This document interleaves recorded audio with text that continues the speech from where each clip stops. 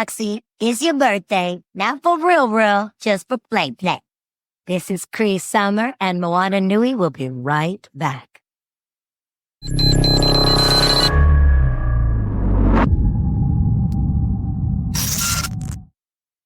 Aloha mai kako, everyone. Welcome to the Moana Nui podcast and today's Mana Bomb segment. My name is Moana, and I'm joining all of you from the East Coast, the cold and frigid East Coast. Aloha mai kako. It's Kanoilani Davis, Mana Bombs powered by Mahina Designs. Calling in from Molokai Nui Ahina, where the winds are blowing. It's not cold and snowing, but no buts. It's a beautiful day. I'm so sorry y'all have to deal with that. It's beautiful, and we will enjoy the beautiful day virtually through you. Feel the sun that's coming in from this window. I do. I'm a little bit jelly because today, our high was 32, and there was not a lot of sun. So, oh my gosh. We just had 2 days of snow. So I'm like, come on, melt the snow in my driveway. But yeah, so today's Mana Bomb is you can have compassion and refuse to put up with someone's nonsense. Ooh. Let us know what you guys think about this. We're going to get into this today, but we want to hear your thoughts too. So leave us some comments. Let us know your thoughts. And as we go along, maybe we can dive deeper into what this really means. Oh my gosh. Yeah. You can have compassion and refuse to put up with someone's nonsense. This one goes into leaning into boundaries, which we've heard 100 times. Have your boundaries, create your boundaries. But the question is, did you create the consequence? And that's where I think people really get stuck. That's the hardest part. It is actually doing what you're going to say and say what you're going to do. So for example, I wrote some examples down at Mahina on Instagram. I will not tolerate being lied to. So basically a personal boundary that is mutually agreed upon with your partner. Consistent lies occur. This is based off of your observations, right? You're not trying to accuse anybody of lying, but you're just observing. You notice that they're lying. It's been consistent. You don't call anybody out and you just let it go. You let it go. And you're afraid of the consequences that if you decide to confront the person, you may get into a fight. Those fights are not fun. Or you confront the person and they decide that they're going to continue lying and you feel like you're the bad person for doing it. Those are consequences too. So I think a lot of us avoid the consequences, but we create these boundaries. Whereas in a good, healthy way of doing things is there is an agreement, say for instance, in that you're required to attend you come to an agreement with something where, I don't know, for example, you have dinners together every evening, but your partner, your family, whomever, they're always late or they miss majority of the dinners or they have tons of excuses. You communicate the concern, right? And and it's ignored. You provide a warning, again, ignored. So now you must let them go. Like you'll continue to have dinners and gatherings, but will no longer invite them to be there. All those things, or provide them any say to planning any dinners or having what we're going to eat for dinner, or just removing privileges. I think one of the things about that is you've tried, right? You've tried to make things right. You tried to communicate your concerns. You try to communicate where the boundary was crossed. And if they ignore it, you're going to have to do something next, which is perhaps moving on with your life. So folks be pushing their luck. It's both comprehension issues alongside with entitlement and self-centered attitudes that their situations are more important than the units. And it's consistent. Having boundaries is healthy. Having accountability and consequences even healthier. Doing it with compassion returns health to whom it affects. And that's a big one. So that's where the compassion lies. And even that has to have a point of when do you stop? When does compassion become something for somebody else versus the unit? And how do you stop doing that to make people comfortable? Because some people will look at your compassion as weakness. Mm-hmm. And continue taking that for granted or use it against you. But have you ever been in a situation similar to that where maybe you didn't have consequences to boundaries that were crossed, or maybe you did react or have compassion or even activated a consequence? Yeah, I mean, I definitely have experienced stuff like this where I feel like I'm setting a boundary, but then it's so what if they continuously of disregard like the boundary that you set. If there's no consequences, then they keep doing it, right? Because I feel like this is like the first thing that came to my mind was like, oh, this is like when you're raising kids and you're trying to develop new behaviors for them. And you tell them like this is what you should be doing, but then they don't, and then you don't do anything. There's nothing like if okay, well, I'm not doing it. Mom says I should, but I'm not gonna do it. If there's no consequences, then they're not really learning the lesson. And sometimes I think the consequence has to be in a language that that person will understand. At least when in the instance of like when you're raising kids, like the consequence has to be taking something away that they value. For adults, it's different, yeah, because we just Is it uh, different? I don't think so. It's the same thing. I'm sorry. Let's not give an excuse for adults to be adulting. Yeah, we can talk to kids a certain type of way, but even that too, I think it should be straight across. Compassion is compassion. And like, mhm. I think at the end of the day, shouldn't adults know better by now? They Or should. maybe they weren't raised that way. I don't know. Do we blame the parents? Yeah, I mean, I think a lot of it is definitely like how people are raised. That's living. I know how we're typically raised in Hawaii, but having lived just, I mean, you have to like living away and seeing like the differences in how families are raised and the way people act. And I'm just like, oh my gosh, that to me, like that's the culture shock in terms of wow, the things that I'm used to, the environments that I'm used to, the behaviors that have been ingrained and then you're around other people and they act all kinds of crazy comparatively to us, right? Because they were raised differently. And so I feel like that's a huge part of navigating these spaces too, is understanding, okay, they were raised, not to say that their behavior is okay, but having those open conversations when we talk about establishing boundaries, I think that's part of the conversation is like, this is, in my mind, this is what it should be. I expect X, Y, or Z because this is how I was raised. And then having a conversation with that person and then like just helping to get that mutual understanding. Of course, like we've said, some people are not mature enough to have those mutual understandings and they're like stuck in their way. They can only see their way. Like that to me, that is not healthy.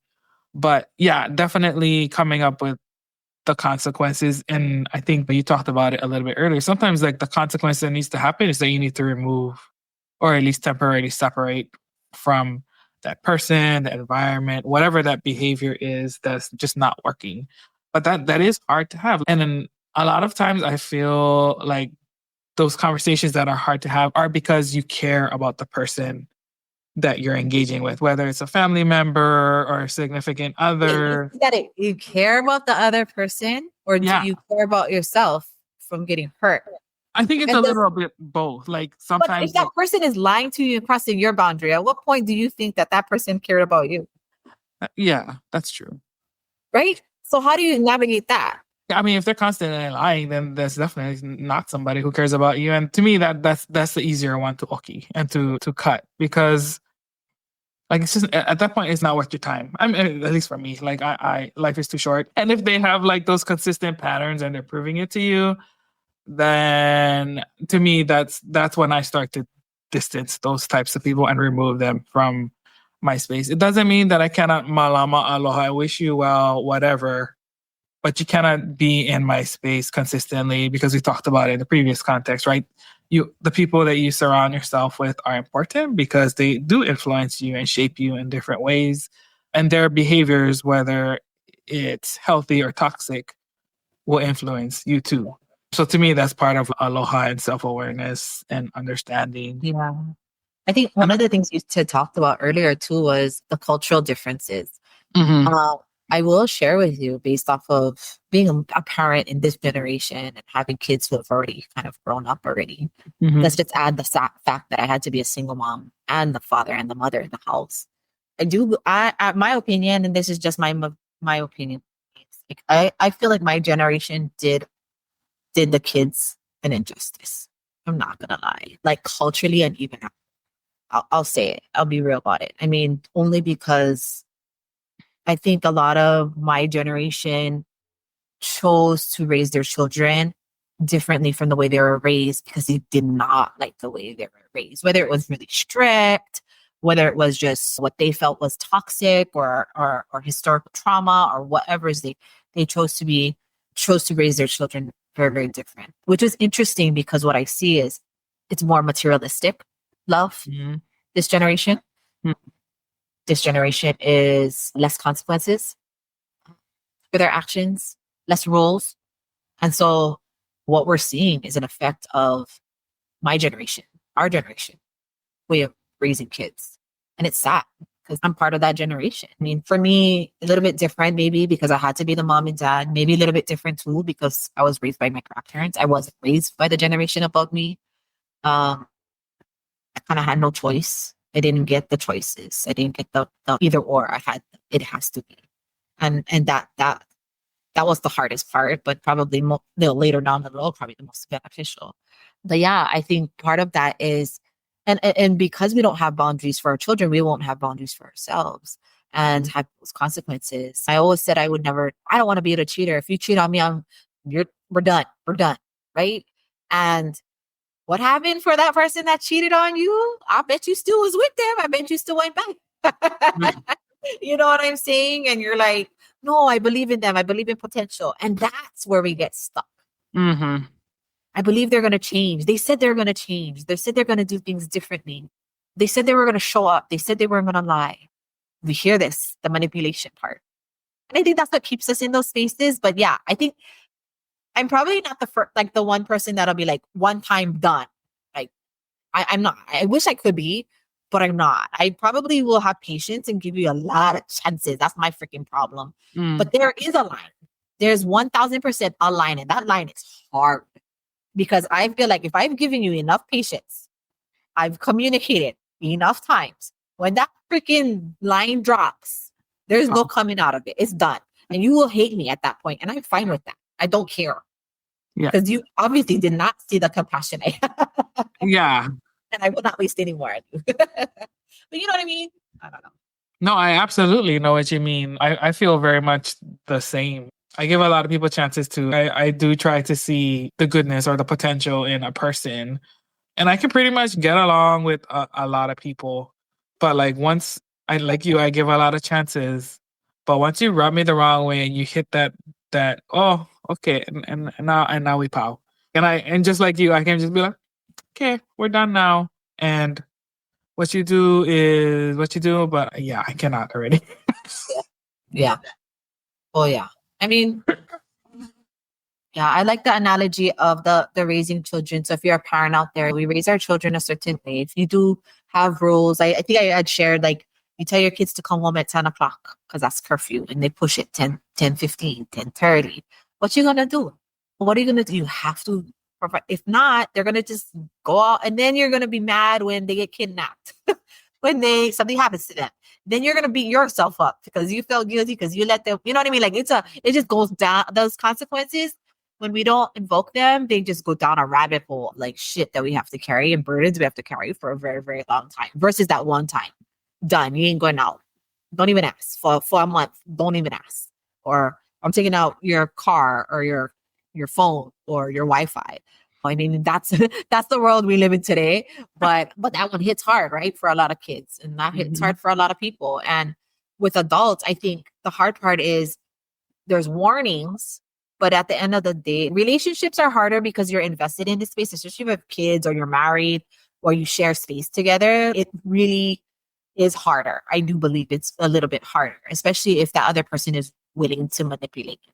But there has to be a line, right? For your health, the kid's health, the environment health. And then when it's at work, that's also hard because contractually or like lawfully, you can't just fire somebody because you don't like them. You gotta go with it, right? You gotta figure out all these things. And it's good because it makes you work towards that. But that's why they have warnings and they have reprimands and they have all these things. They take away privileges. So I think that just goes from the home into life.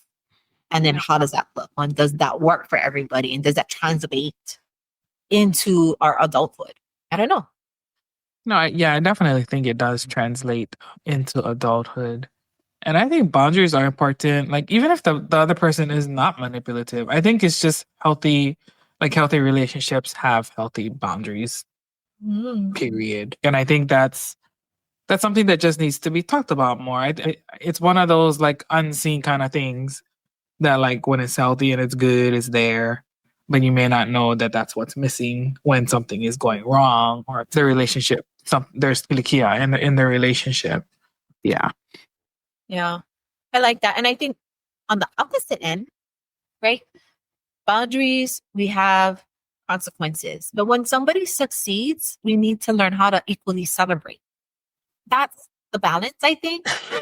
If we focus on the boundaries and all these consequences, but we don't ever talk about this, how they succeeded and celebrate that, like that's gonna throw that off balance. And so I think equally we need to look at both sides. No, absolutely. And I think like the word consequences, like it tends to have a negative connotation, but good things that happen because of your decisions are also consequences. Yep. So like it's not always bad. Like the celebration that we want to have of that achievement is also a consequence. It's a consequence of taking action, of doing all the things that you said you were going to do, hitting all the goals. Like that's a consequence too, right? So I say that because I don't want people who are listening to think, oh, it's just negative. No. There are positive consequences as well. And so that's why you should have boundaries, because those consequences can happen on both ends of the spectrum. Yeah. And I think that's another thing too. And I know I prefaced this before, is I personally don't believe there is a negative and a positive. It's the way we look at things. And so when we understand that through your own perspective, how we're looking at it and how we receive it is really a projection of what we're feeling. So being able to, and that's the hard part. And I keep saying this, which it sounds very numb, is when I keep saying, if we just take the emotion part out of the vocabulary definition, and you'll start to see things for what it is. Mm-hmm. The emotional part is the part that we define things based off of how we feel. But that definition is not going to be the same for everyone. Whereas if we want to come to a neutral space, we have to take that feeling out, that emotional, so that we all can come to the same place to talk about what's in front of us.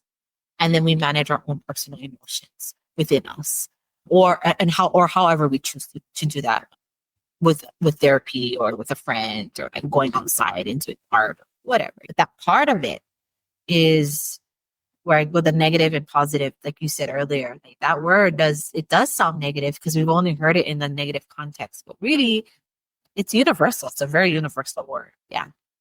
Absolutely. For sharing that. No, yeah, definitely. Yeah. So back to the manaba. You can have compassion and refuse to put up with someone's nonsense. Definitely true. And it's absolutely healthy to maintain those boundaries and even reassess them. Maybe you got to pull it in. Maybe you got to be more strict with your boundary. Or maybe sometimes, maybe you're being too strict, then maybe you got to let it go. But I think most of the time, you probably have to be more strict. Things are not going the way like you would like them to go, then you probably need to be a little bit more with that boundary. Yeah. And then in our lessons that we do for our Olingta Mauliola, we call it our ipapuhatu. It's the rock wall that's movable. And you're not stuck to those boundaries. Mm-hmm. I know people who were like married couples who ended up being single and then being in non-monogamous relationships about this, and going from one perspective into another perspective that left them open.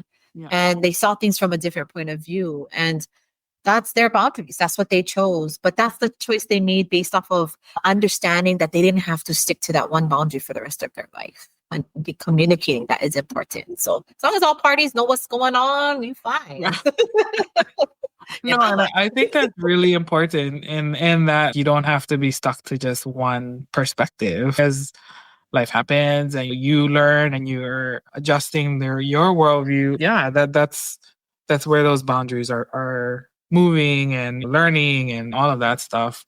I don't want people to think, because if you just stay in one space, then you become stagnant and you're not evolving, which to me is really important. My husband and I talk about evolution a lot. But yeah, that learning space, and having those open conversations, right? And whenever we talk about stuff, everything always goes back to communication and being honest in your communication, because I think that's a huge part of it too. Are you being fully honest with what your boundary is, or are you still only giving maybe 80, 85, 90% because you don't want to hurt the other person or all of those types of things. That could be a part of it too. And I say this from my own experience. And that's something I had to learn over time. It was like I was taking on too much of the kuleana when it should be more even between two people in a relationship, whether it's a parent-child relationship, a significant other, a friend relationship, like all those types of things. It's important to make sure that you're not taking on too much of the kuleana or vice versa, like not letting the other person, not doing enough on your end and letting the other person handle all of the burdens of the relationship. It's not fair to either one. Yeah. And if you guys just cannot come to agreement, then again, maybe it's just time to create space, some distance, and maybe come back together again later. I've had that too, where I've had friends who we just weren't seeing eye to eye and we just kind of distance each other. Doesn't mean that I don't aloha them and that I don't love them or care about them. It's just that as you go throughout life in your different stages, everybody's growing at different paces too, right? So you're not going to have the same people around you all the time, and that's okay. But yeah. Yeah, I wanted to talk about like really quickly because I know we're kind of going through this, but boundaries and standards. Even looking at standards, do we have standards? Mm. Do we have this foundation in which we don't have to put boundaries? What I've learned in growing up was my papa would always, you create boundaries to never have boundaries again. And when you can get to a point where you don't have to have boundaries, it's because you know yourself well enough. You don't need a boundary because you just flow around it. Like you don't even have to talk twice. It's done. Or that stuff doesn't bother you anymore. Those boundaries that you had when somebody does something to you, they lie consistently to you. It gets to a point where it doesn't bother you anymore. You're still going to go do about your life and you're still going to do about your day how you would have done it no matter what. Those lies are not mine. Those lies are those persons. Mm-hmm. And so to be able to get to a point where those lies or their deceit or their blaming, their complaining, all those things don't bother us anymore. We've gotten to a point of a higher intelligence of not having to meet boundaries. We set our standards within ourselves and we don't set standards for what people are to us. We set standards about who we want to be. And I think that's where we need to really get towards. Because you can have the worst person in front of you, the master manipulator, and you just go, you're not going to let them manipulate you, but you're also not going to stand there and like, you just go do what you do. That should never affect you. I mean, I think that's something the kupuna get to when they get to an older age. They learn that so well. That's why half the things don't bother them. It's because they've gotten to that point where they don't need boundaries. That shit doesn't bother me anymore. Yeah. So, and what a beautiful place to be in. A place that we all aspire to be. And we all know who gossips the most. It's the kupuna. They gossip more worse than us. And so if they can still stand each other at like 70, 80 years old, they're good to go. That's where we want to get to. Definitely. Yeah, and I think that's important, the standards piece. And the standard for yourself. I think I definitely have high standards. Sometimes it probably drives my own self crazy, but Same here. I drive my own stuff crazy. I laugh. sometimes I gotta I talk. try to go down and lower my standards, but I don't laugh that in that area. But I think like to your point of having standards so that like eventually you don't need boundaries, I think that's kind of like standards, kind of like I think of it that in a way like to your brand. If people think about Kanoi as a person who is like, she's strong, she has a great foundation. And so people who are like at least a little bit self-aware or aware of their environment will know Kanoi is not the type of person to be doing bullshit with. And like those types of people probably just even stay away from me because they're like, it's not even gonna face her. So why am I even gonna try? But I think like that is definitely very important when it comes to filtering out people who don't need to be. They're just not wavelength. They don't match your energy, right? I think after a while it does come to that because I have some friends who like deal with certain types of people and they're always complaining about it and whatever. And I'm like, I don't know. I never seem to have those types of people, but I think it's because of the energy that I exude, the things that I put out to the world, that I don't have to say it, but I'm showing that certain behaviors, people, like I'm not even going to tolerate in my space So I don't even know why you're even going to try. Just stay away. That's just not the type of people that Moana associates herself with, right? So to me, that's kind of what I think. Oh, I have to put up a boundary because people already know what to expect from me, and maybe like new people coming in who don't know me yet, I'll have to establish those boundaries. But if you stay around me long enough, you kind of get a sense of like where my thresholds are and what I will entertain and what I won't entertain. And I'm like, just like you, I'm happy to keep it moving. Like I got things to do, lots of kuleana. Like I love my family. All that, I know what's important to me. And if I view it as something that's keeping me from achieving those things and accomplishing those things that I've set forth for myself, then I don't even entertain it. That's kind of where I come at the whole thing. Yeah. You know who you are, and you're consistent in who you are. Mm-hmm. Yeah. When the wind blows. And I think that's the vibe that you give. And I think that's what you're talking about. Yeah. You've been through some shit. So you can talk about, you stand on that really well. Yeah, I do believe that too. There are a lot of places where I just like, none of that happens to me either.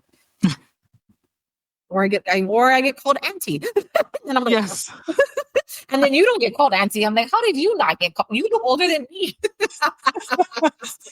Yes, auntie is like part of the vocabulary. And I'm like, okay. I have Kapuna who call me auntie, and I'm like, okay, we'll just go with it. But it's the vibe, right? It's how yeah. So yeah, well, that was an awesome one. And like I said, compassion doesn't have to be nasty. It just has to be communication that's open, it's kind, and it's firm. And firm doesn't have to be bad. It's not it's right. firm. No, we're not going to be able to have ice cream tonight because you didn't eat your dinner. Easy enough. That's good enough. Now, how they act is not on you. If they yes. And they want to go talk shit about you to everybody because they didn't get their way, remember, that is not you. That is them. Mm-hmm. Let them go. Do not even pay attention to that. Keep going. Keep going. They be back. I promise. But in the meantime, let them throw their fit. I know it sucks that when people spread rumors and bully and do all those ugly, nasty things to get more politics and people, it hurts. I've been there. We've all been there. It hurts, but let it go because you got other things to focus on. All those goals, all those things that you have set forth, those are there. That stuff is temporary. Trust me. Impermanence is real. You're just the news for the day. By next week, they'll forget about you. Trust me. Unfortunately, we're not that important for them to remember us for a long, long time. Absolutely. You're the first idiot. Then the next idiot will come in. We'll just keep on doing that for the rest of our life. Anyways, well, thank you so much for allowing me to share. And yeah, signing off from the island of Molokai Nui Ahina, it's me, Kanoilani Davis, Moana Bounce Flowered by Mahina Designs. And Moana McAdams signing off for the Moana Nui podcast. Be sure to like, share, and subscribe to us on YouTube and, of course, on your favorite podcast platform. Hope everyone is doing well and wishing you guys all the best in 2025. Take care, everybody. Till next time. Abuiho kako.